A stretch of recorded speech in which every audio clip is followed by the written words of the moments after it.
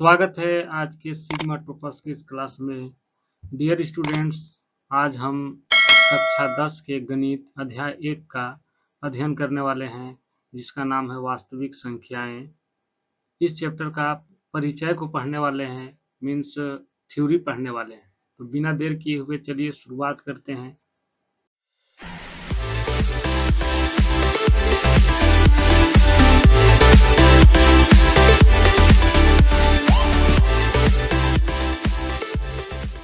जैसा कि आप देख सकते हैं कि हमारा ये जो चैप्टर है उसका नाम ही है वास्तविक संख्याएं, जिसको इंग्लिश में रियल नंबर्स कहते हैं।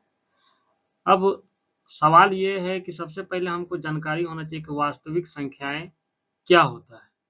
आप यहाँ पे कुछ संख्याओं को देख रहे होंगे, बहुत सारा संख्या, जैसे इधर प्रकृत संख्या, पूर्ण संख्या, इस तरह से बहुत सारी संख्याएं यहाँ पे आपको नजर आ रही होगी। इन सभी संख्याओं को ही हम लोग वास्तविक संख्याएं कहते हैं। यानी कि वास्तविक संख्याओं को जानने के लिए सबसे इजी है कि हम प्रकृत संख्या को समझे, पूर्ण संख्या को समझे, भाज्य को समझे, अभाज्य संख्या को समझे। इस तरह से हम लोग जो है सो सभी संख्याओं को बहुत अच्छी तरह से अगर समझ जाएंगे तो वास्तविक संख्या हम लोग समझ जाएंगे। तो चलिए बारी बारी से इन संख्याओं के बारे में समझते हैं और देखते हैं कि क्या है। ठीक है, जैसा कि आप देख सकते हैं कि पहला यहाँ पे संख्या आपको दिख रहा होगा, प्रकृत संख्याएं। क्या है? प्रकृत संख्याएं, जिसको इंग्लिश में हम लोग बोलते हैं नेचुरल नंबर्स।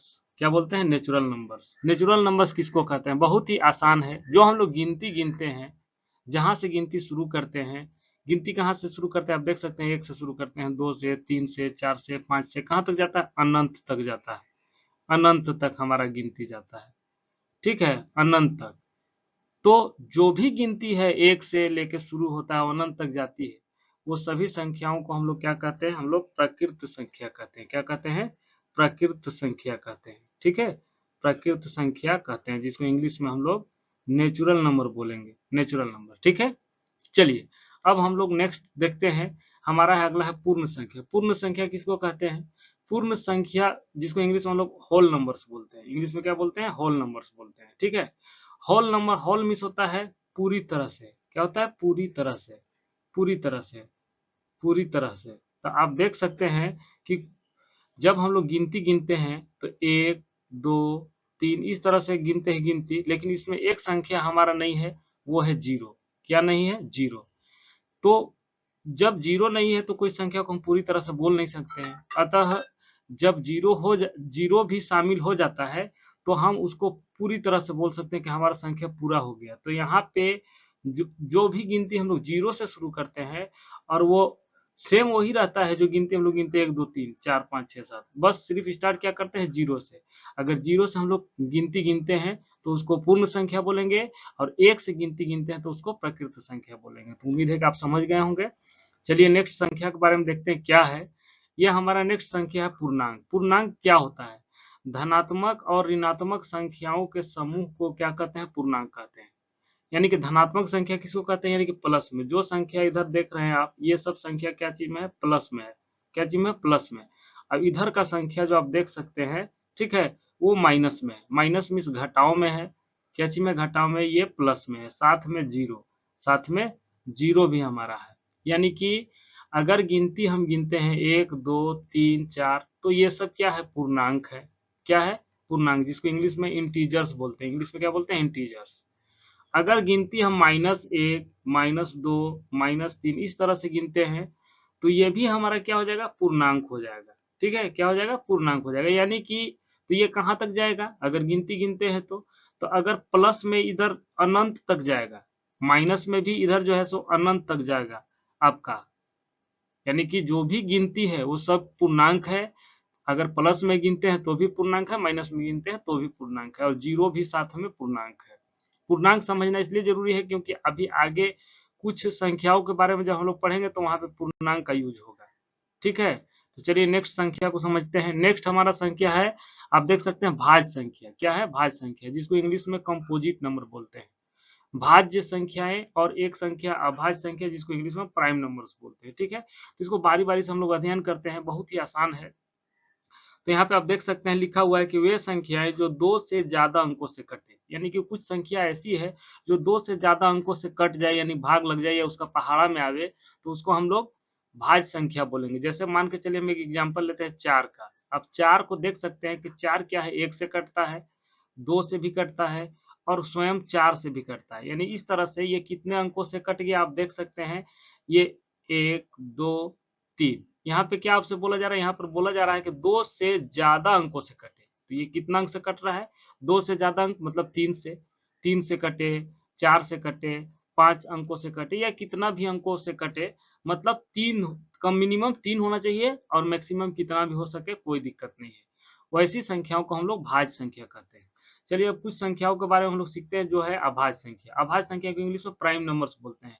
इसमें लिखा हुआ है देख सकते हैं आप, वे संख्याएं जो केवल केवल एक और स्वयं से कटता है, एक और स्वयं से कटता है, वैसी संख्याओं को हम लोग क्या कहते हैं, हम लोग उस वैसी संख्याओं को हम लोग कहते हैं अभाज्य संख्याएं, जिसको इंग्लिश में प्राइम नंबर। जैसे कुछ एग्जांपल लेते हैं, जैसे 2 है।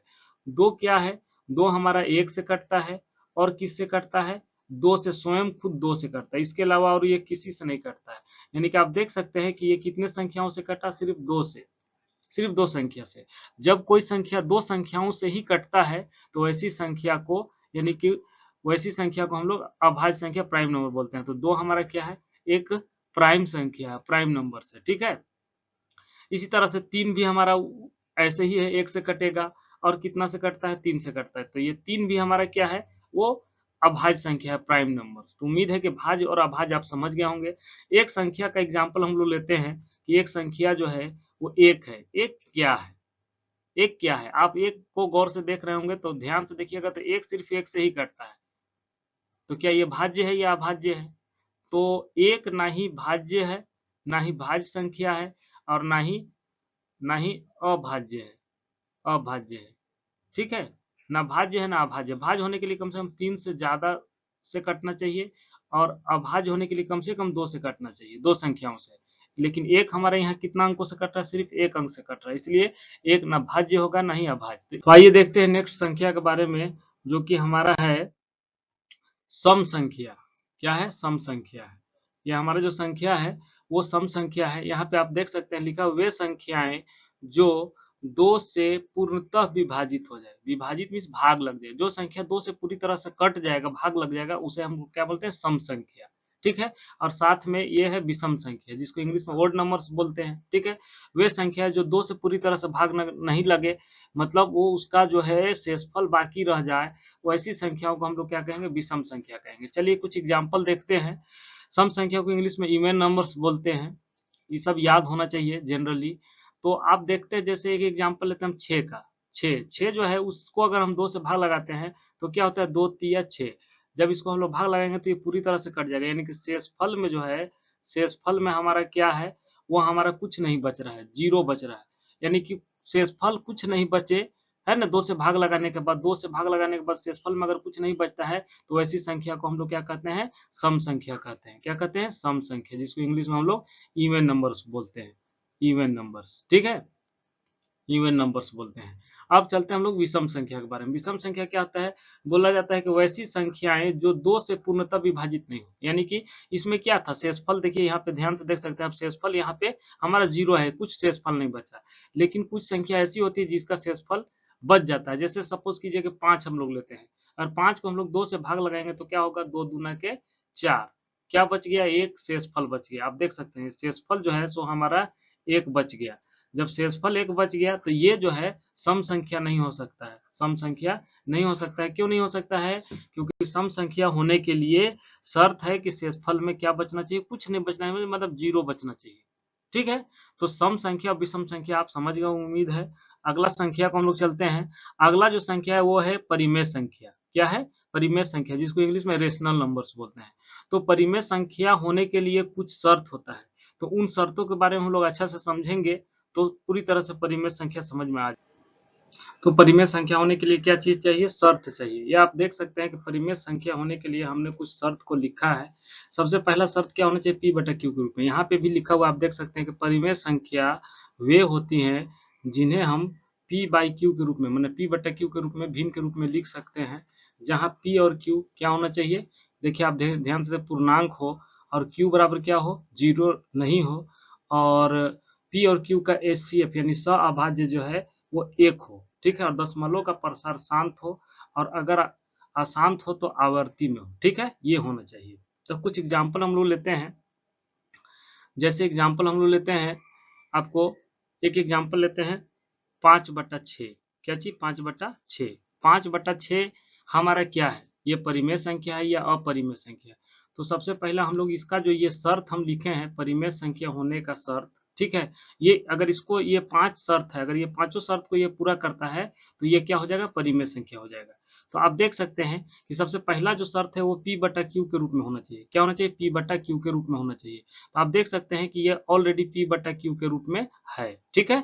और दूसरा जो शर्त, यानी पहला शर्त तो क्लियर किया, जो दूसरा जो शर्त है वो P और Q क्या होना चाहिए, पूर्णांक होना चाहिए। तो आप देख सकते हैं पूर्णांक, हमने बताया आपको क्या कि गिनती के जो भी संख्याएं हैं सब पूर्णांक है, 1 2 3, अगर माइनस में भी है तो भी पूर्णांक है।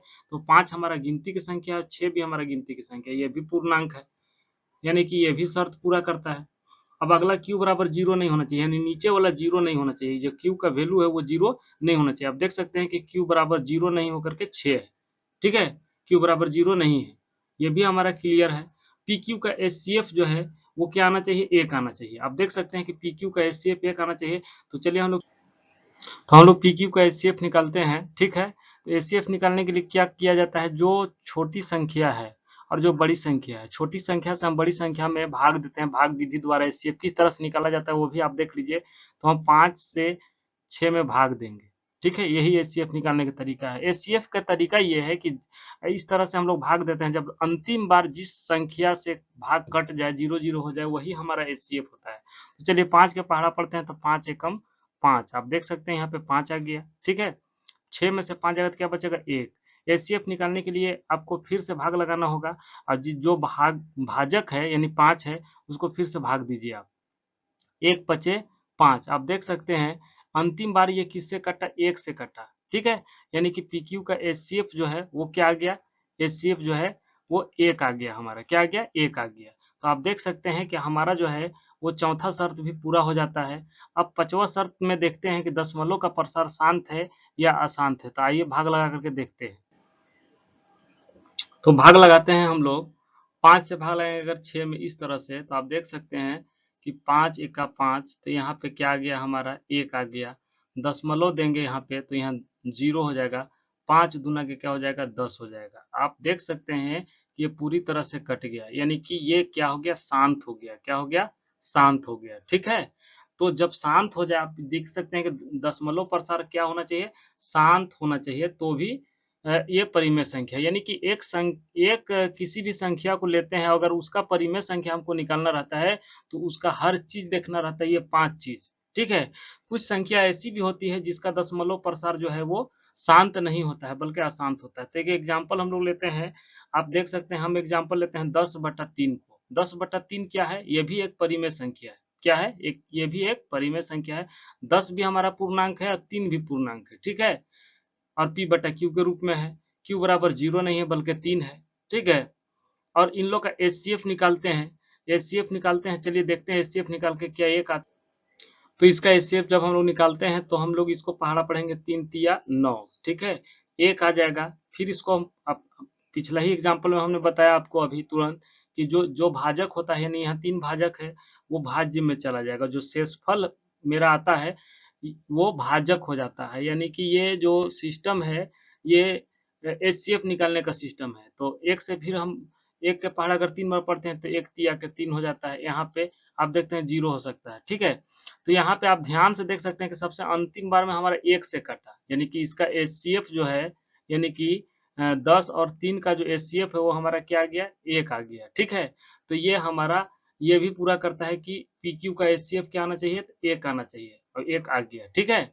अब इसका हम लोग का दशमलव प्रसार देखना है। तो चलिए दशमलव प्रसार को देखते हैं। दशमलव प्रसार को देखने के लिए हम लोग 3 से 10 में भाग लगाएंगे, तो 3 तिया के 9 होता है, ठीक है। यहाँ पे 1 बचा, यहाँ दशमलव दिए, यहाँ शून्य बैठा, फिर 3 तिया के 9 हो गया। फिर यहाँ पे आप देख सकते हैं कि 1 बचा सब घटा करके, ठीक है। फिर अपने तरफ से शून्य देंगे, फिर 3 तिया के 9, फिर 1 आएगा। इस तरह से ये क्या है, आप देख सकते हैं कि ये जो 3 3 3 3 है ना, ये बार बार आते रह रहा है, इसी को कहते हैं प्रसार। क्या कहते हैं? प्रसार कहते हैं, प्रसार इंग्लिश। इसी को बार कहते हैं, प्रसार कहते हैं, ठीक है। ये बार बार आ रहा है, ठीक है। क्या आ रहा है भाई? तो सब 3 3 ही आ रहा है। जब सब 3 3 ही आएगा तो इसी को बोलते हैं आवर्ती। क्या बोलते हैं? आवर्ती। आवर्ती, आवर्ती मीन्स रिपीटिंग हो रहा है, रिपीटिंग हो रहा है, ठीक है, रिपीटिंग हो रहा है। अब ध्यान से देख सकते हैं, इस यही चीज बोला जा रहा है कि अगर दशमलव प्रसार अशांत रहे, यहाँ ध्यान से आप देख सकते हैं कि दशमलव प्रसार अगर अशांत हो तो वो किस चीज में हो? आवर्ती में हो, तो भी ये हमारा क्या हो जाएगा? ये हमारा हो जाएगा परिमेय संख्या, ठीक है। तो परिमेय संख्या को समझने के लिए बहुत ही आसान है। अगर ये 5 शर्त आप ध्यान में रख लेते हैं और किसी भी संख्या पर अप्लाई करते हैं पांचों शर्त को, यहाँ पे लिखा हुआ भी है, यहाँ पे लिखा हुआ भी है, किसी भी संख्या को अगर हम लोग अप्लाई करते हैं ये पांचों शर्त, तो ये हमारा जो शर्त है वो पता चल जाएगा कि हमारा परिमेय संख्या है या नहीं है। तो चलिए हम लोग अब कुछ और एग्जाम्पल लेते हैं और देखते हैं कि जिससे कि और क्लियर हो जाए कि आपको परिमेय संख्या समझने में कोई दिक्कत ना हो। एक एग्जाम्पल हम लोग 2 का लेते हैं कि 2 क्या हमारा परिमेय संख्या है या नहीं है, ठीक है। तो अभी ऐसे तो लग रहा है कि 2 परिमेय संख्या नहीं है, क्योंकि सबसे पहला ही ये p बटा q के रूप में नहीं दिख रहा है। लेकिन 2 परिमेय संख्या क्यों है? क्योंकि आप देख सकते हैं कि हर संख्या के नीचे क्या होता है? 2 होता है, सॉरी 1 होता है। हर संख्या के नीचे 1 होता है, तो ये तो हमारा p बटा q के रूप में हो गया। अब ये क्या है? पूर्णांक है, 2 भी पूर्णांक है, 1 भी पूर्णांक है, q बराबर 0 भी नहीं है। 1 से 2 में भाग लगाएंगे तो 2 आ जाएगा, यानी कि इसका HCF भी जो है सो 1 आ जाएगा, और 1 से 2 में भाग लगाएंगे तो ये कट भी जाएगा, ठीक है, पूरी तरह से। यानी कि 2 हमारा क्या है? एक परिमेय संख्या है, ठीक है। इसी तरह से एक एग्जाम्पल लेते हैं। आप देख सकते हैं कि अगर एग्जाम्पल हम ले लिए कि 2/4 वो हमारा क्या है? परिमेय संख्या है कि नहीं है? तो 2/4 परिमेय संख्या नहीं है। 2/4 जो है वो परिमेय संख्या नहीं है, बट्टा में है, पूर्णांक है, सब चीज है, लेकिन हमारा एक शर्त को पूरा नहीं कर रहा है, वो पी क्यू का HCF। पी और क्यू, पी क्या है? 2 है, क्यू क्या है? 4 है। इसका जो HCF है वो क्या आना चाहिए? 1 आना चाहिए। जबकि हम अगर 2 से 4 में अगर HCF निकाले तो यहीं पे वो कट जाता है, 2 दूना के 4, ठीक है। और ये लास्ट में किससे कटा? 2 से कटा, तो इसका HCF क्या हो गया? 2 और 4 का जो HCF है वो हमारा क्या आ गया? 2 आ गया, वो हमारा 2 आ गया।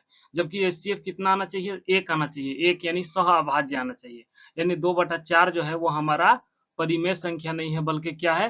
अपरिमेय संख्या। तो इस तरह से आप समझ सकते हैं कि परिमेय संख्या क्या होता है, अपरिमेय संख्या क्या होता है। क्योंकि आज हम यही सोच करके आपको बता रहे हैं कि परिमेय संख्या को हर हाल में हर तरह से समझा जाए, ताकि कभी भी आपको परिमेय संख्या का कोई दिक्कत ना हो समझने में। चलिए कुछ एग्जाम्पल और लेते हैं हम लोग। एक एग्जाम्पल लेते हैं हम लोग √3 का। √3 क्या है? परिमेय संख्या है कि नहीं? तो बोलिएगा सर इसमें तो p बटा q के रूप में नहीं है, तो ये तो परिमेय संख्या नहीं है। लेकिन क्या इसको p बटा q में नहीं लिख सकते हैं? एकदम लिख सकते हैं। तो ये क्या परिमेय संख्या अब है कि नहीं है? अभी भी नहीं है। क्यों नहीं है? क्योंकि गिनती में हम लोग √3 कभी नहीं पढ़े हैं। अब गिनती ही पूर्णांक होता है। क्या होता है? गिनती ही पूर्णांक होता है, चाहे प्लस में हो या माइनस में। लेकिन √3 कभी हम लोग गिनती में नहीं पढ़े, इसलिए ये क्या है? एक अपरिमेय संख्या है, अपरिमेय संख्या है। तो उम्मीद है कि आप लोग परिमेय संख्या के बारे में बहुत अच्छा समझ गए होंगे।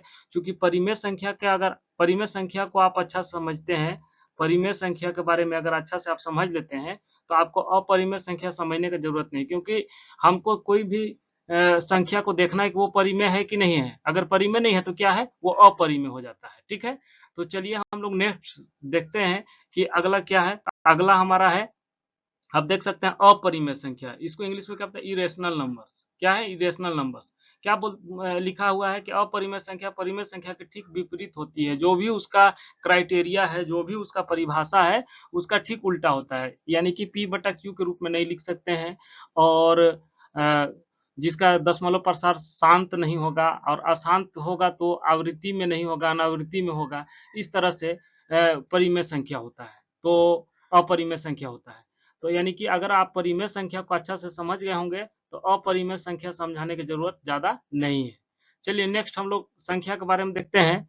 तो नेक्स्ट आप देख सकते हैं कि हमारा जो है एक परिमेय है, एक परिमेय के बारे में पढ़ना है, जिसका नाम है अंकगणित अंक गणित का आधारभूत प्रमेय, ठीक है, जिसको इंग्लिश में बोलते हैं फंडामेंटल थ्योरम ऑफ अरिथमेटिक, ठीक है। क्या है यही जो थ्योरम है, इसी से हम लोग एक्सरसाइज अभी आगे 1.1 को सॉल्व करेंगे। तो अगर वीडियो अच्छा लग रहा होगा तो आप कमेंट करें। अगला चैप्टर जो है 1.1 वन शॉट में हम बना करके वीडियो अपलोड करेंगे। चलिए इसको देखते हैं। तो यहाँ पे लिखा हुआ है कि प्रत्येक भाज्य संख्या, आप देख सकते हैं, प्रत्येक भाज्य संख्या को अभाज्य संख्याओं के गुणनफल के रूप में व्यक्त किया जा सकता है, ठीक है। तो ये क्या है भैया, तो पहले ही हमने आपको बताया भाज्य संख्या क्या होता है, भाज्य संख्या क्या होता है, अभाज्य संख्या क्या होता है, हमने पहले ही आपको समझा दिया, ठीक है। भाज्य संख्या क्या है, कम से कम 3 गो से कटना चाहिए। अभाज्य संख्या क्या होता है, 1 से कटता है और स्वयं से कटता है, ठीक है, उसको हम लोग कहते हैं। तो चलिए इसका का नाम ये है, इस प्रमेय का ये कहना है कि कोई भाज्य संख्या को अगर जब हम लोग अभाज्य संख्या के गुणनफल के रूप में गुणनखंड निकालते हैं, तो यही चीज जो है वो अंकगणित का आधारभूत परिमेय होता है। जैसे एक एग्जांपल लेते हैं हम लोग 6 का। 6 एक एग्जांपल लेते हैं। 6 क्या है हमारा, ये हमारा भाज्य संख्या है। क्यों भाज्य संख्या है, क्योंकि 6 जो है हमारा वो 1 से भी कटता है, 2 से भी कटता है, 3 से भी कटता है और स्वयं 6 से भी कटता है, यानी 4 अंकों से कट रहा है, इसलिए ये क्या है, भाज्य संख्या है। चलिए अब इसका हम लोग क्या लेते हैं, इसका हम लोग लेते हैं गुणनखंड करते हैं। तो 2 से जब गुणनखंड करेंगे तो 2 तिया 6। अब देख सकते हैं कि 6 जो है, 6 का गुणनखंड क्या आ गया हमारा, 2 गुने 3 आ गया, यानी कि 6 का गुणनखंड 2 गुने 3 आ गया। तो 6 हमारा क्या है, भाज्य संख्या है, और 2 हमारा क्या है, अभाज्य। क्यों, क्योंकि आपको हम बताए हैं पहले ही कि 2 हमारा अभाज्य संख्या, क्योंकि ये 1 से कटता है और 2 से कटता है, बस किसी से नहीं कटता है। 3 भी वो 1 से कटता है और 3 से कटता है और किसी से नहीं कटता है, यानी कि यहाँ पे क्या हो गया कि 6 हमारा भाज्य संख्या, इसका जब गुणनखंड किया तो ये क्या हो गया, अभाज्य संख्या। अब इसके बाद कोई 6 को अभाज्य संख्या के रूप में नहीं तोड़ा जा सकता, ये अंतिम अभाज्य संख्या है। अंतिम मतलब लास्ट, यूनिक है, ठीक है, यूनिक अभाज्य संख्या है। यही इसमें बोला जा रहा है नियम में कि कोई भी भाज्य संख्या होता है, उसको अभाज्य संख्या के रूप में जब हम गुणनखंड कर देते हैं तो इसी को हम लोग बोलते हैं अंक गणित की आधारभूत परिमेय, ठीक है। तो अगर आप लोग को समझ में आ रहा होगा, सब सही लग रहा होगा, अगर अच्छा लगा होगा वीडियो, तो वीडियो को आप लाइक कर दें, ठीक है, और लाइक करने के बाद वीडियो को सब्सक्राइब भी कर दें, ठीक है, सब्सक्राइब कर दें और बेल आइकन को जो है सो दबा दें, ताकि आगे जो है सो आपको कोई भी वीडियो आवे तो नोटिफिकेशन मिल जाए। और मिलते हैं नेक्स्ट वीडियो में। धन्यवाद।